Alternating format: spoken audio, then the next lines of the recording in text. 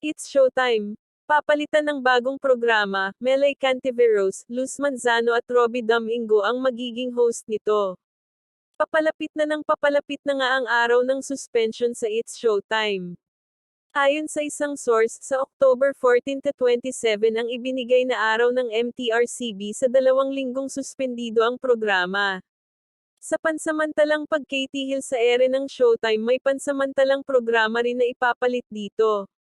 Napag-usapan na daw umano ang bagong programang ipapalit dito, sa katunayan pa nga ay nagsisimula na nga daw ang 3 napiling mag-host nito na mga kilalang artista mahuhusay sa hosting ng Kapamilya Network.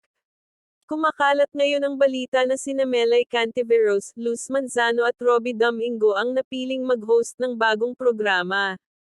2 araw na umanong nagtetiping ang tatlo at naghahanda para sa pansamantalang ipapalit sa noontime show ng Kapamilya habang suspendido pa ang It's Showtime. Ibang host ang kinuha nila dahil hindi daw pwede na gamitin muli ang mga dating host ng It's Showtime.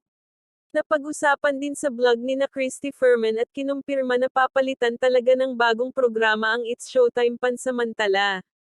2 linggong magpapasaya at makakasama sina Melay Cantiveros, Luz Manzano at Robbie Domingo tuwing panaghalian kung totoo nga ang source.